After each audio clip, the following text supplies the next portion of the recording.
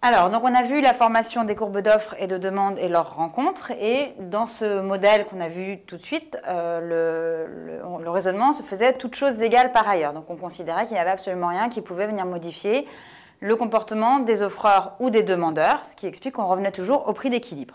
Mais il peut y avoir une situation de choc exogène, c'est-à-dire un choc dont l'origine est extérieure au marché, par exemple une sécheresse, par exemple une étude qui montre les vertus de la consommation de chocolat sur la mémoire, etc. Et ce choc exogène va venir modifier les comportements des acheteurs ou des producteurs. Donc on va essayer de comprendre qu'est-ce qui se passe quand il y a un choc exogène. Quand il y a un choc exogène, on ne raisonne plus toutes choses égales par ailleurs, puisque précisément quelque chose a changé.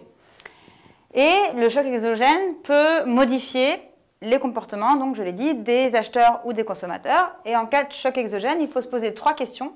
Qu'est-ce qui est affecté? Est-ce que c'est l'offre ou est-ce que c'est la demande? Dans quel sens?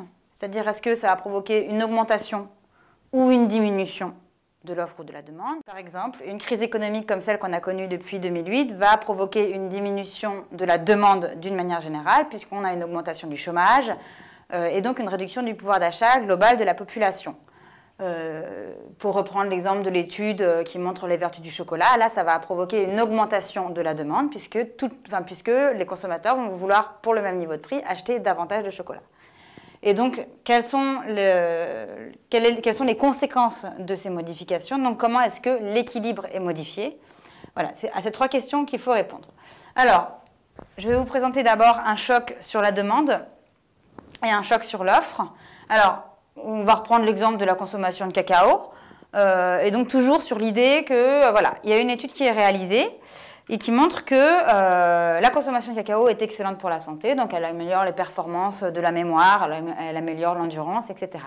Donc, jusqu'ici, le prix d'équilibre et la quantité d'équilibre étaient là. Mais depuis cette étude, pour le même niveau de prix, les consommateurs vont vouloir acheter davantage de chocolat. Donc, là, pour le même niveau de prix, la demande augmente. Et donc, évidemment, pour chaque niveau de prix, la demande augmente. Et la courbe d'offre, il n'y a pas de raison qu'elle change. Donc, en fait, il va y avoir un déplacement de la courbe de demande. C'est ce que je vous montre avec la petite flèche. Là, elle va remonter et on va arriver à un nouvel équilibre ici, où on voit que le prix est supérieur à l'ancien prix. Mais c'est un nouveau prix d'équilibre et la demande est supérieure également au prix. Donc on a une augmentation de la quantité échangée et du prix. Donc là, c'est le cas d'un choc d'offre. On ne se déplace plus comme avant le long des courbes, mais ce sont les courbes qui se déplacent. Ici, je vous présente un choc sur l'offre. Donc admettons qu'il y a une sécheresse qui frappe les produits producteurs de cacao et qui ravage les plantations de cacao.